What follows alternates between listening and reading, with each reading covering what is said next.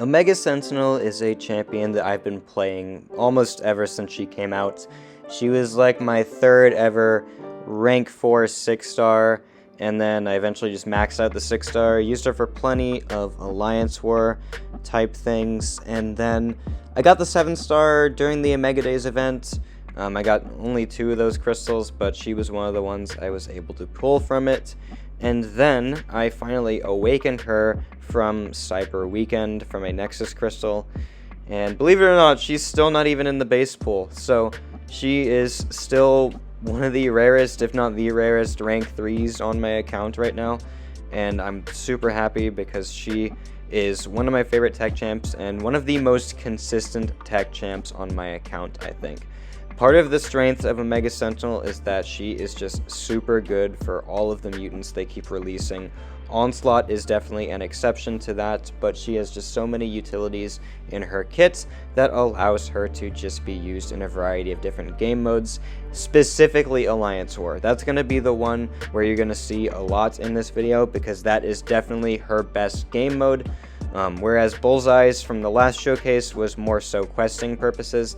Alliance War is Omega Sentinel's home. So we're going to start today in Realm of Legends just against Winter Soldier here, and one thing I'm going to mention right now is that Omega Sentinel, albeit she is better at countering non-mutants than Nimrod is, for example, I think Omega Sentinel really wants to be fighting mutants more often than not. She benefits from the class advantage very highly because she has no other ways in her entire kit of increasing her base attack, meaning that all those plasmas that you're going to be getting when you're fighting mutants, they just flat out do like 30-40% more damage because you're never going to increase your attack in any other way, which also makes her really good for any nodes that are going to buff your attack rating, because if you don't know, any characters who do not buff their base attack in any way in their kit usually are going to benefit the most from attack rating increases, which, you know, makes sense, right?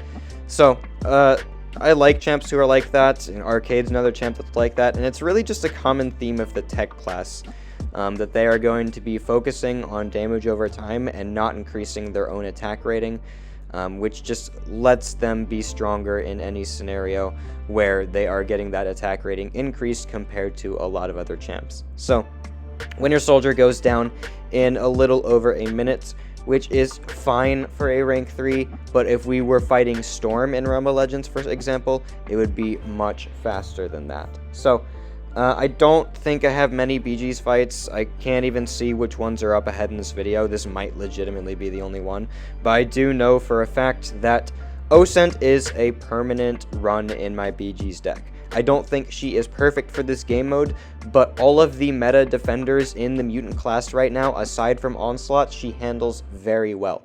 That being Mr. Sinister, Dust, sometimes Negasonic, and those are the main ones.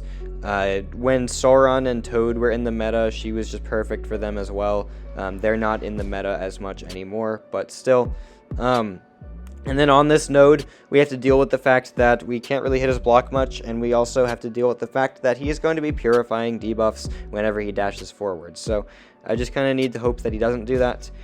This is a Havoc from the Gladiator circuit meta, so this has Power Shield, and Omega Sentinel is pretty good for Havoc.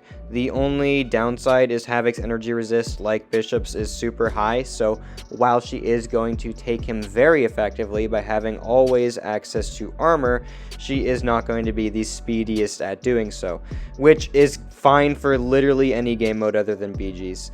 I don't think I show off Eternity of Pain Havoc in this showcase, but it is a boss that Omega Sentinel would be good for, and that's just kind of that. Like, she's good for Havoc, she just doesn't feel good in game modes where speed is required, right? For Havoc specifically. So he does go down there in 50 seconds. Power Shield meta, so, you know, you have to take it with a grain of salt. But it was still a really good fight, and she was a great champion for me in that Power Shield meta. Now we're going to Alliance War, and like I said, there is going to be a lot of Alliance War gameplay in this video. Because of the fact that a lot of this was also in season, I am going to be boosted, so you do need to be aware that the damage you might be seeing is a little bit inflated because of war boosts, but when you're playing someone who is primarily a war champion, and you're playing high tier war like I am, boosts are natural, so it's not like you should be surprised that I'm doing this. And this is Node 18 Weapon X, which has been a placement for many seasons now. Weapon X is nasty on this node. He is definitely difficult to fight because a lot of tech champions do not manage the 2 hazard shifts very well. I've used Arcade for this fun fact. He does this fight very well, and I think Osend is up there with him as being some of the best options. Probably the best option would be a Nimrod with power back boosts and recoils and stuff like that.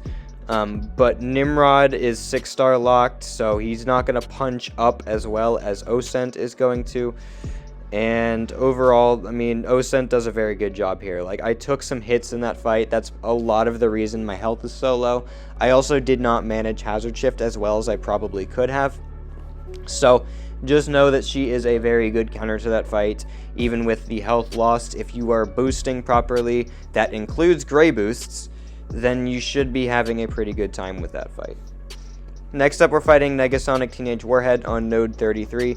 This is another fight that we've seen a good bit recently because of the fact that she is really annoying on this node if you cannot kill her super fast, because she's going to start gaining prowess if you block her specials, which I know the SP1 decks very well, so that's not something I'm really too worried about. It's the SP2 decks that is a bit more iffy for me, and I like to do a block dex on it, where I just block the first 2 hits, or block the first hit, but then when she does like the 3-hit beam that they tend to do, I like to just go ahead and block the first hit in that 3-hit beam and then dex out of the rest. Which I think I did right there. And then she goes down, so Osend is just super fast for war, and Negasonic doesn't have a lot of health to compensate for that, so it goes very well, right? So now we're fighting Mr. Sinister on node 48. This has Conflictor and Prowess Puncture, Combat Deja Vu Prowess. Basically, you know how Conflictor works. Combat Deja Vu is just if I do the exact same hit 2 times in a row, they are going to gain a Prowess buff. Prowess Puncture gives them an impact, which increases block penetration when they gain a Prowess. So, I'm running an Invul boost, which is proper boosting for this fight because we want to push Sinister to an SP3 sometimes. Basically, we are obviously playing it safe because there is a genuine risk that he is going to go red in this fight, and with Invul boost, as long as I didn't take 3 hits prior, I can just tank the SP3 no problem. So the rotation that you're going to see me use a lot in Alliance War with Osent is literally just get to the SP3, drop it, you get 6 guaranteed plasmas, assuming you had no plasmas on the opponent prior. So those plasmas are going to last a decent bit of time. It's not too difficult to pause them, of course, and then they're going to do quite a bit of damage in the meantime. Reason you might want to do that instead of SP2 is because SP2, you're going to get 4 max, except for if they have prowess, which on this node they do, granted. But the difference with the SP2 is that it is tied to how many non-damaging debuffs you have. With Conflictor, it's going to be not as consistent, and there I let my plasmas fall off because I forgot that he's going to remove them on the SP1 even though he doesn't turn them into degens. Not a big deal because we kill him right there anyway, but I use the SP3 rotation as just a guaranteed value for the amount of plasmas I'm going to be placing because it's not tied to the non-damaging debuffs like the SP2 has unless there's prowess involved. So basically, if you math it out, you get 2 plasmas per bar of power spent, but if you just do a special 3, it's just guaranteed, and there's no risk of there being less, is what I'm trying to say. Next up, we're fighting Weapon X again, this time on node 41, which is also a power focus node, this time power focus 2, so he's going to be going to 2 bars faster, but 3 bars slower. And it also has Bubble Shield, and a node that's going to root me if I don't hit the opponent every 6 seconds. So, definitely a bit of a troublesome node at times, but Osent is just a really safe option for this, because of her armor rating, because of her bleed resistance, because of just her being a super consistent tech champion for a war in general. I'm going to let the Berserk fall off. Unfortunately, that means I did trigger the root. I probably could have fit a heavy there. I don't know why I didn't, so I lost all my debuffs. It's okay. Like, he's still going down fast because, fun fact, Osent has one of the highest base attack ratings in the entire game, so even when you can't get plasmas, the defenders aren't going down extremely slowly because your base attack is ridiculous. She had the highest base attack when she released. I don't remember for sure if she still has that. She might not, but it is at least top 5, so very helpful indeed. Next up, we're fighting Domino on node 48, so this is going to be the same as Mr. Sinister, except we have to, play the fight a little bit differently because it is Domino and not Sinister, right?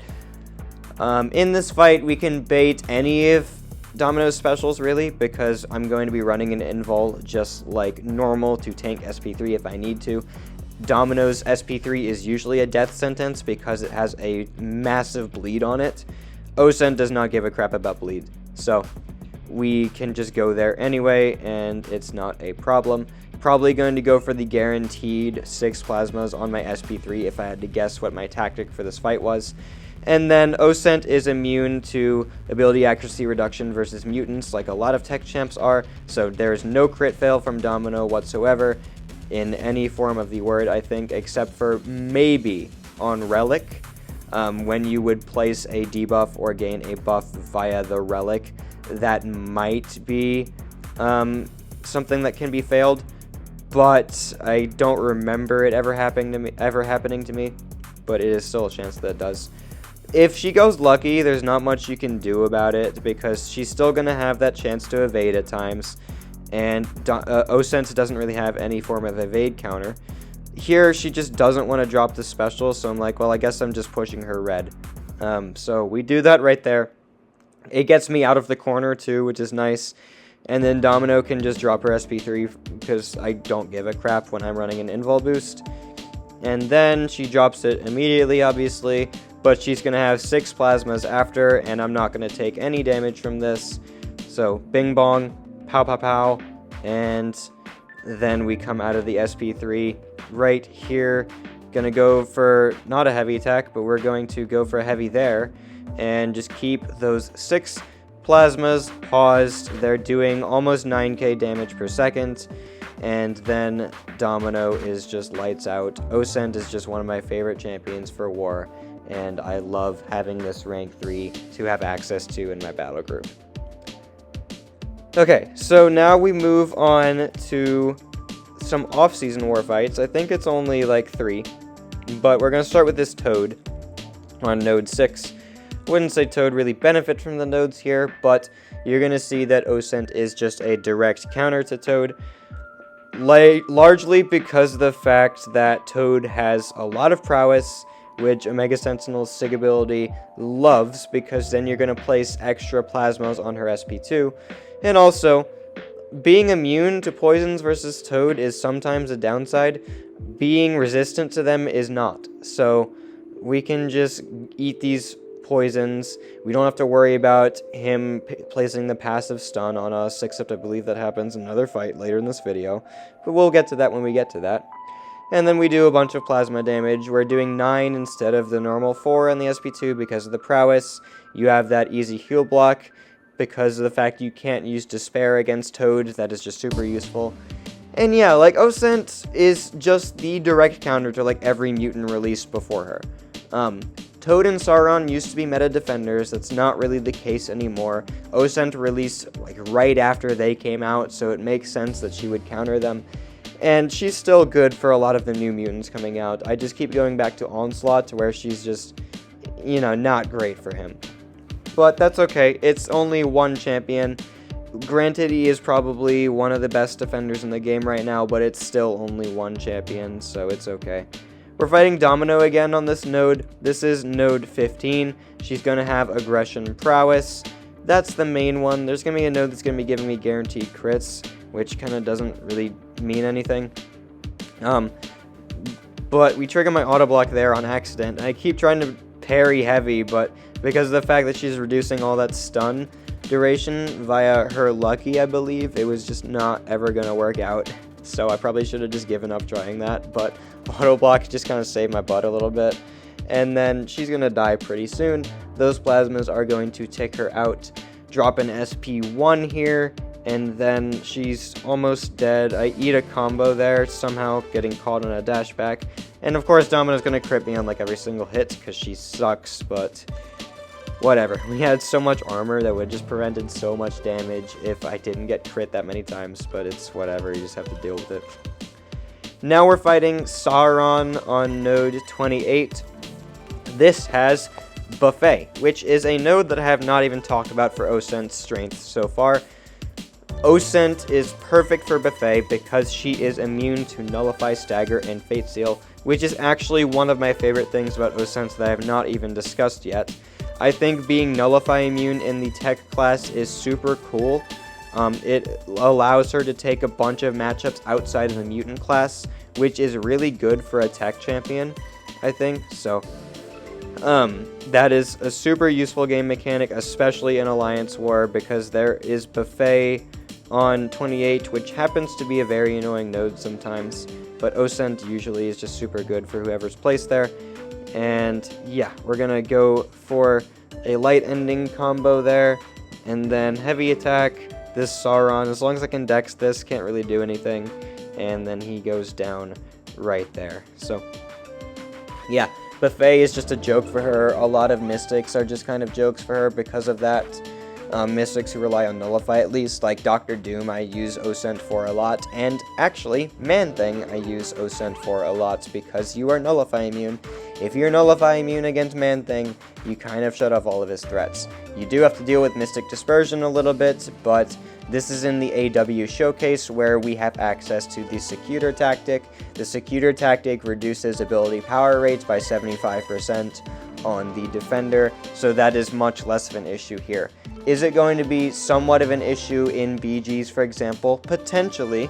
However, you know, Man-Thing's not that much of a meta defender in BGs anymore, and also MD isn't going to be a big issue for most mystics that aren't placing buffs on you for Osent, and Man-Thing is one of the few who do that. So, she's going to be still very good for Dr. Doom and other mystics who do rely on Nullify in BGs.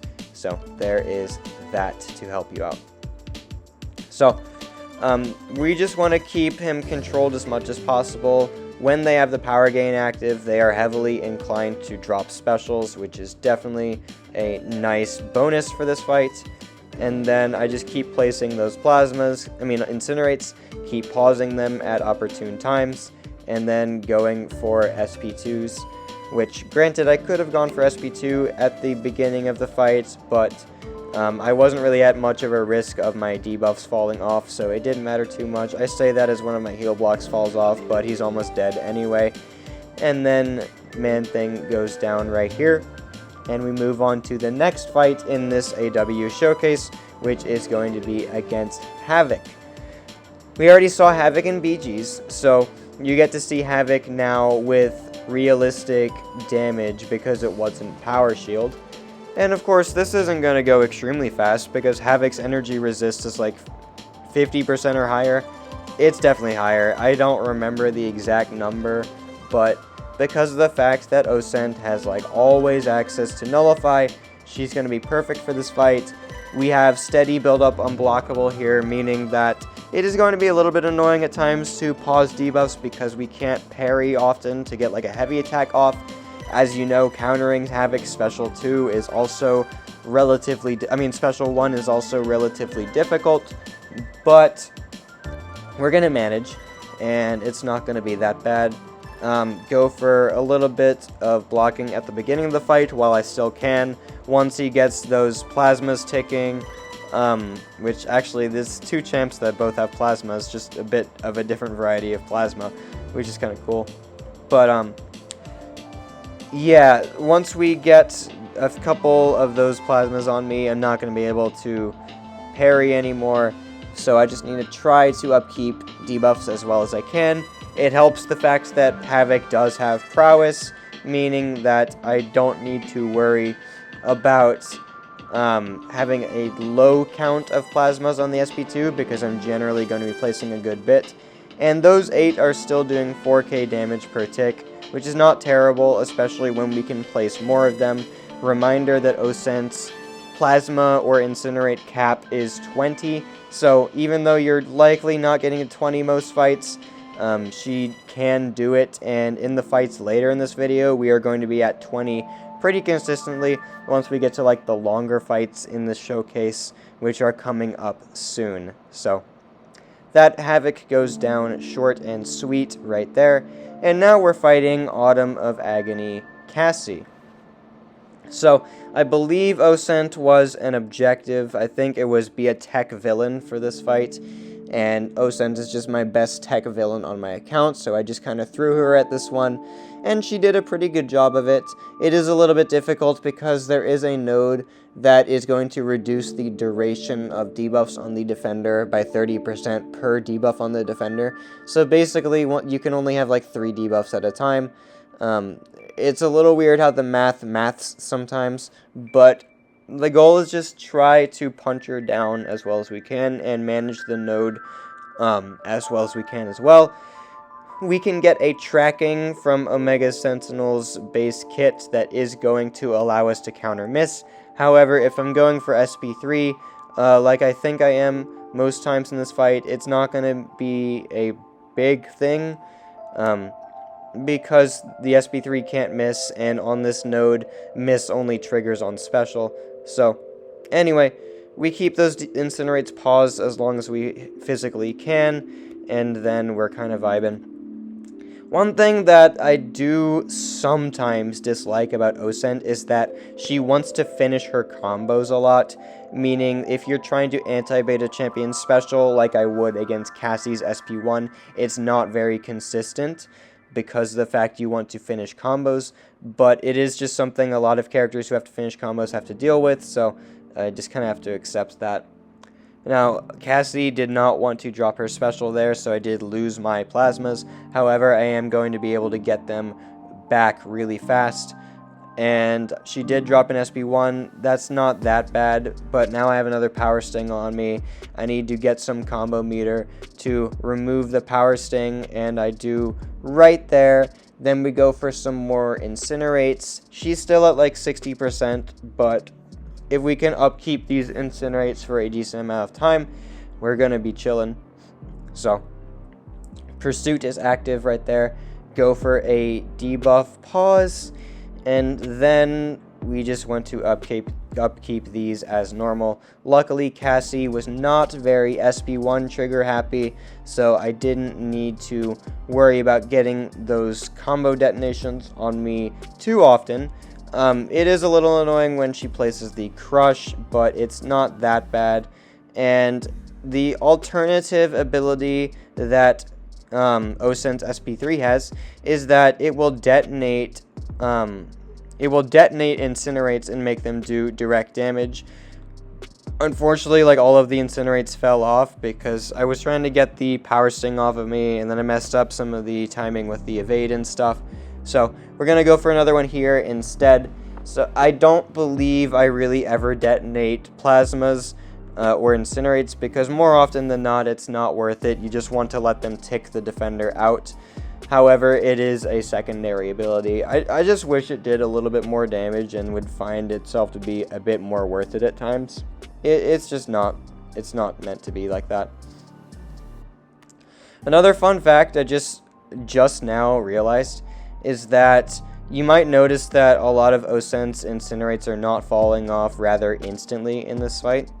And that's because she increases the duration of her incinerates or plasmas by a flat amount of seconds based off of how many armor she consumes on her SP2. So there, normally you consume half your armors. I believe I did get 5 there, even though it said 6. I think I got another armor another way.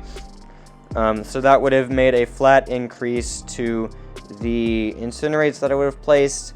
So say that they last 10 seconds, and then the 90% duration reduction moves them down to 1 second.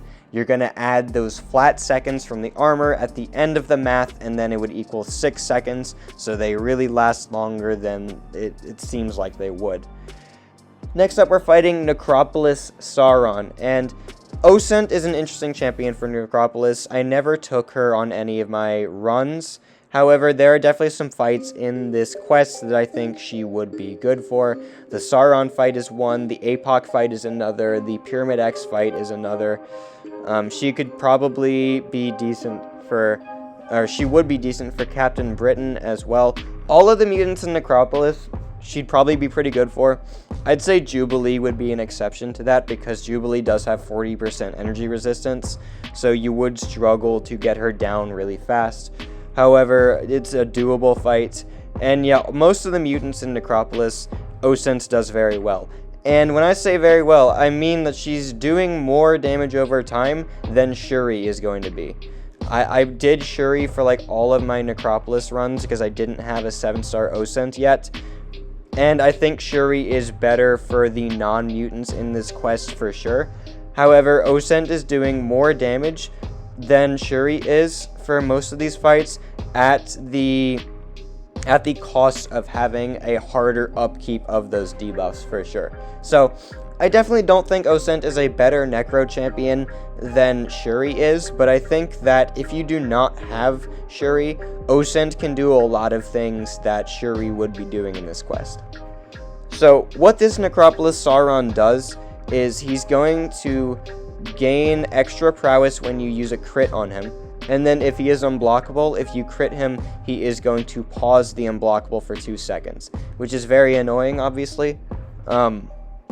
But Osent is still able to make her openings because you can just counter the specials pretty well. She also has some pretty nice sidestepping abilities, which is in part due to Sauron's medium pushing him very far. However, it's a nice little bonus in the fight. The secondary node is one that gives the defender a 50% chance to evade medium attacks. Usually this isn't a big deal because a lot of your mediums are coming from countering Sauron's special attacks, and while the node does not say so, they cannot evade hits that are just countering the specials. So whenever I go to punish a special, that medium is not going to be evaded. Outside of that, it's likely that they will. I got a nice sidestep there, and then I'm gonna bait Sauron's SP2, he goes for it, and then this medium can't be evaded because of the invisible text, you could say, that says it can't. But that medium definitely can, and it's gonna cause me to eat an SP1. That's okay. Get a nice light intercept there. We have 17 plasmas still. They're ticking very hard. If we have 20 plasmas like we want to, we are doing 6 times 6 is more like 6.5 times 6.5, which would, maybe not 6.5 times 6.5, it's plus 6.5. That would be 13k per half second, and then 26k per second, which is a lot of damage, right? So it means she's definitely viable for a lot of Necro stuff. Would I rather her be rank 3 if I'm taking her into Necro? Absolutely. But I think she's one of the most worthy tech champs in the entire game at going to rank 3, especially if you're a high tier Alliance War player. I do think that her worst game mode in the game is BGs, and even then she is still pretty decent for a lot of mutant threats, so I don't think she's bad for that game mode one bit. I do run her in most of my decks anyway. Just because she's not viable for Onslaught does not mean that I think she is not a worthy deck inclusion, because realistically, I genuinely think that he is like the only mutant that you might ever see on defense that Osent is like bad for. Maybe Iceman is like the second one, but who cares about Iceman, you know? Alright, so Sauron's at 23% now. He's just melting here. We're just keeping those plasmas paused, and every time we drop an SP2, we are placing 9 of them because he has prowess all the time. So there I did an accidental medium, so he did evade it, and it did cause me to full combo into the block. Luckily, it wasn't too bad, but we did lose 4 plasmas, but I'm going to get more right here. So there we go. We go back to 20, and he is almost down to 10%. And you'll notice we haven't even hit the second set of necro charges yet, which is super cool. That just means that you're going to have a lot of range for a lot of different Necropolis fights if you can finish them before the fight is quote-unquote halfway over. So yeah, I believe he goes into the red phase right here at 4%, but you know, he's almost dead. I'm gonna like classically eat a combo at the end of the fight, but then make up for it by full dexing the rooted SP2. If I died right there, I would have been so pissed, but unless he got like a bunch of crits, we would have been fine. Osent has both energy resist in the SIG and armor rating, which is going to be very high, right? So the last quest I'm going to be taking OS into is the new tech quest, which I did find very fun. We're going to be showing a couple fights from this tech quest just to show her off against a couple more meta mutant defenders, which granted, some of them are a bit in the past and some of them we've already seen earlier in the video, but still, I think it's worth showing them off, and this is just a really fun quest and quest design in general with the way that the damage scales that I wanted to show it off anyway. Probably going to sign out here, go ahead and save some of my voice for the later showcases this week because I've got Dazzler, Nefaria, and Purgatory next, along with possibly a mystery 6th champion that I might have ready. But that being said, there are only 3 fights left in this video. They're all going to be from this quest, which I did upload already as its own video. So I'm going to sign out here. It's just going to be the Toad, the Sauron, and the Dust. And I hope you enjoyed watching this video. Showcase week, I'm hoping, is going to be doing pretty well view count wise based off of the time this goes public. I think I'm recording it like 3 days in advance, so we'll see how it goes. But thank you guys so much for watching. I'll see you in the next one.